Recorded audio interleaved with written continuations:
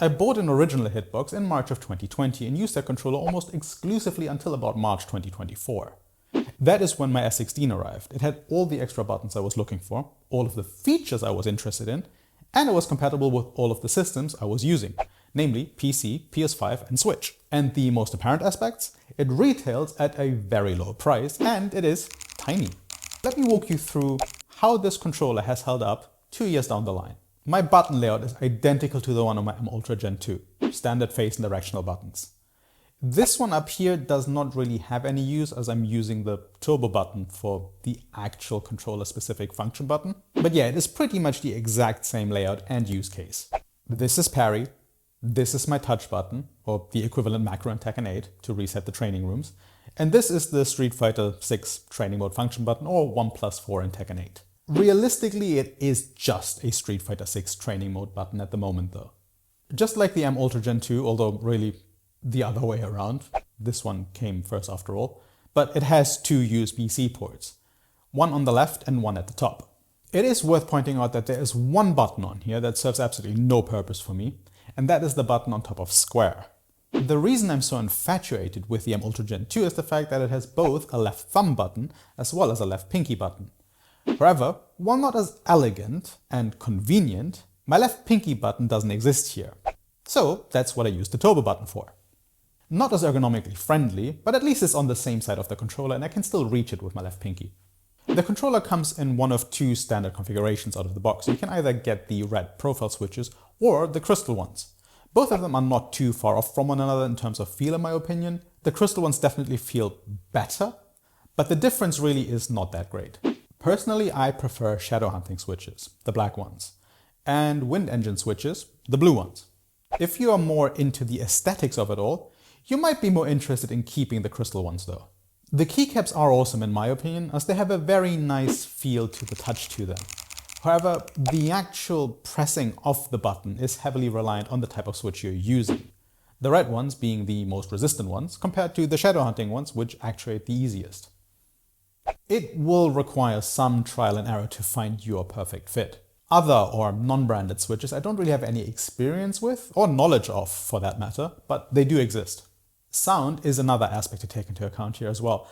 I like a bit of click and clack while I'm typing, however, when I'm playing I do prefer my peripherals to be as quiet as possible. Compared to my original Hitbox and the 8-bit arcade controller for example, this thing is borderline silent however.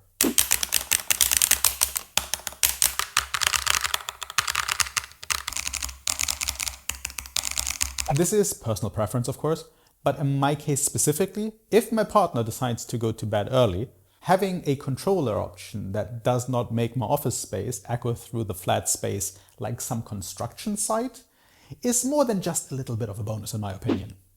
2 years on then, how has this controller actually held up? Pretty good to be honest. The one thing that is both a blessing and a curse is still its size. I mentioned this before. Because it is so small and flat, it is the most portable controller I have next to a DualSense for example, and that size and density makes it quite rugged I feel as well. Unlike its bigger counterparts, namely the T16 and the R16, this thing does not creak, bend or anything. Downsides with that however is for one that if you play on your lap, like I do, you have to squeeze your legs together a little more than feels comfortable in my opinion. But I guess it's good anti-manspreading training.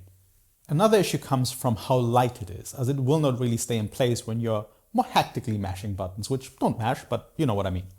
Both issues are more or less issues for lap players only, as if you are playing on a table, a lap tray, something I highly recommend anyway, or any other flat surface, you will have the support of the rubber feet, which I lost on this one for some reason. But they will avoid any type of random movement. You will also be able to live out your wildest and widest man-spreading wet fever dreams. I don't know, you do you. That is the convenience side of things, and even with the minor setback for lap players, I think the pros still far outweigh the cons. I still use this controller whenever I play on Switch 2, and no, I do not really use the 8-bit DuO anymore at all, but I will get into that in another video. With that, however, it is also my dedicated traveling companion. When I went to Indonesia in 2025 and Japan earlier this year, this was the controller I took with me. It works with both my Switch 2 for SF6 and on my MacBook for Tekken 8 via crossover. If you have a Steam Deck, you're even better off, and I am jealous, because I don't think I'll even be able to afford one at this point. But yeah, I never really made a dedicated video on this controller beyond the original shorter uploaded in early 2024 and the small segment in the whole roundup video I did comparing all of the controllers I had bought a little later down the line. I think what it comes down to is this: would I recommend this controller? Looking at the M Ultra Gen 2, I think that is the perfect controller and something I would 100% recommend. But it does cost 100 euros or more, depending on the market, time of day, star alignments, if you put a left sock on your right foot. AliExpress is quite volatile when it comes to pricing, is what I'm trying to say here. The S16 is cheap, usually retailing at around 40 euros, small, and due to the pricing, more easily replaceable, if it somehow breaks. Again though, even though it is just plastic, it does feel like it's built like a tank. It should be pretty durable. The fact that it does not come with either shadow hunting or wind engine switches does mean that you might need to invest some more though, just to get it to feel right for you. Also, but that is the same for the M Ultra Gen 2 and all the other controllers of this lineup as well, you will need to buy a Booter 5 if you are playing on PS5. All of a sudden, those 40 euros are closer to 100 euros in total, but those 40 to 60 euros extra would apply to any other controller where you'd like to change the switches and use it on a PS5 as well. It will work out of the box on PC, of course, and even on Switch 2 does not require any extra hoops to jump through, other than switching the boot mode of the controller to a Switch Pro controller. Long story short, yes, I think it's well worth the money and an all-around great leverless controller.